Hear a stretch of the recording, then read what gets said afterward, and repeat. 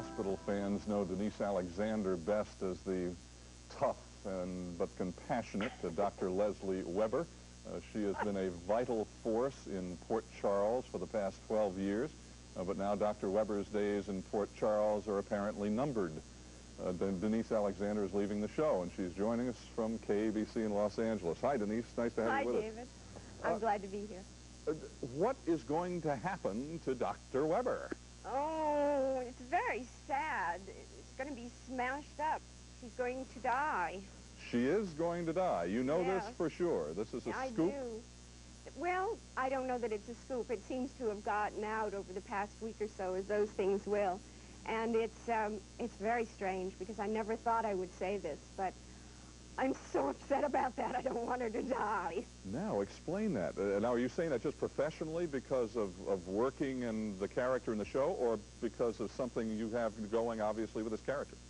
I think when you work with a character that closely for 12 years, she has been my closest companion, and I like her.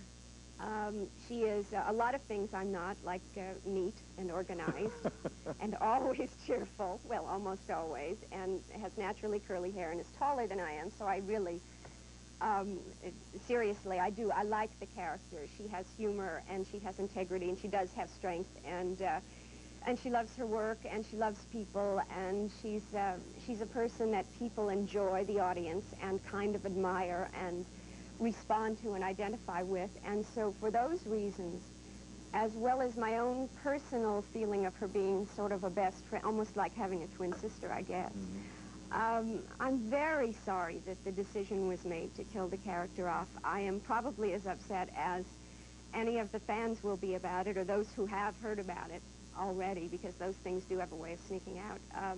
Well, Denise, what are you going to do? Now, that means, of course, you'll be leaving the show. Do you know, do you have any idea what you'll be doing? Or maybe you could be reincarnated. I mean... Well, the decision was made.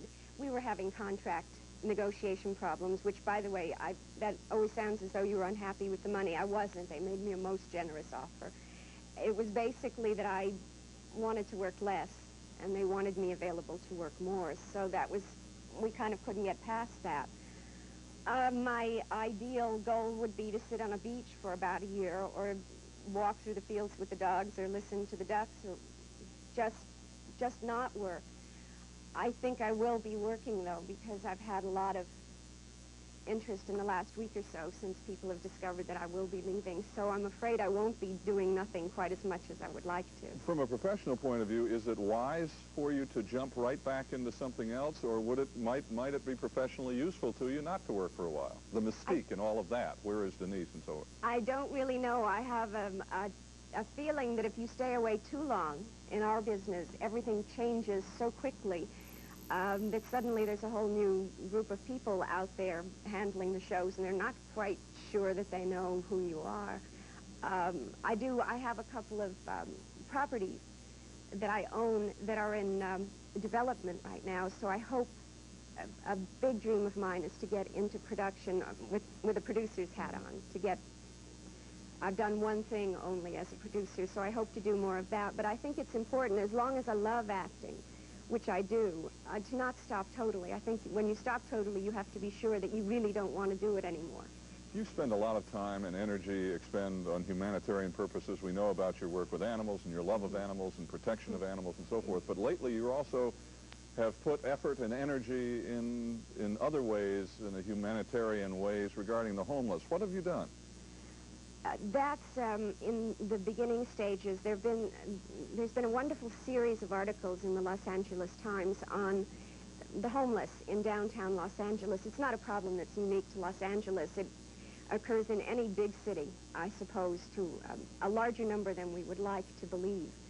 And it is something that has stayed with me, and I find it very haunting is perhaps the wrong word, but to go to bed at night in a lovely, cozy bed in a warm house, surrounded by security and safety and things that you love, that are meaningful to you, and to think that there are people sleeping under bridges and in doorways in the rain has become.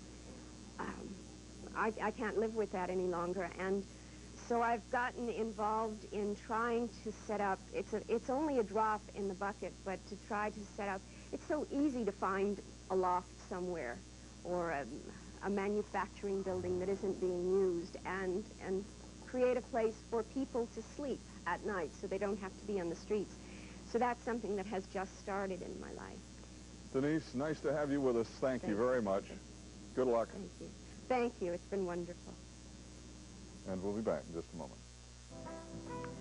Tomorrow, Olympic superstar Bruce Jenner and Robert Wagner of Heart to Heart, our TV leading man. Friday, we'll talk with John Forsythe of Dynasty. Also Friday, Mrs. Buddy Holly remembers the rock music pioneer.